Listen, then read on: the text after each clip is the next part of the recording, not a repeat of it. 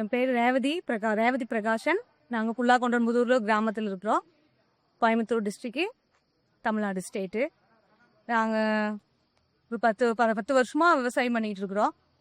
10 வருஷமாக நான் 10 வருஷமாக விவசாயத்தில் இன்வால்வ் ஆகிருக்கிறேன்.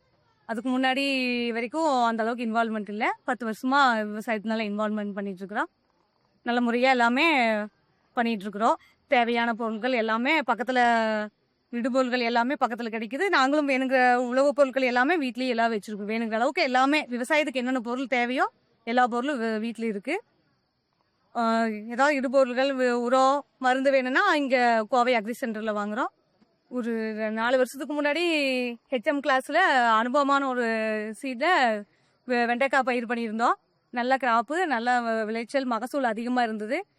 டெய்லி பயிர் செஞ்சாலுமே அதிகமான மகசூல் கிடைச்சது, நல்ல வருமானம் கிடைச்சது. அதுக்கு தேவையான மருந்துகள் எல்லாம் பக்கத்தில் வருங்க. கோவை அக்ரி சென்டரில் குணனம் நம்மளுக்கு டெய்லி என்னென்ன காலையில் கூப்பிட்டாலே என்னென்ன அன்னன்னைக்கு பார்த்து அந்தந்த மருந்து கொடுத்துட்டு இருந்தாரு. நல்லா குறைஞ்சபட்சம் அப்பா ஸ்டார்ட் பண்ணணும் 4 மாதம் வரைக்கும் நல்லா பொறிப்பு வந்தது. காயும் நல்லா மகசூல் கொடுத்தது, நல்ல முறையாக இருந்தது. நாங்களும் இதுக்கு முன்னாடி காலேஜுக்கு படிச்சுட்டு முன்னாடி விவசாயத்தில் இந்த அளவுக்கு இன்வால்வ்மெண்ட் இல்லை. கல்யாணம் ஆனதுக்கப்புறம் எங்கள் வீட்டுக்காரர் 22, அவர் 21 இயர்ஸில் ஆரம்பித்தது விவசாயத்தில். அதுக்கப்புறம் இப்போ எனக்கு அவர் நல்லா சப்போர்ட்டு, அவருக்கு நான் நல்லா சப்போர்ட்டு.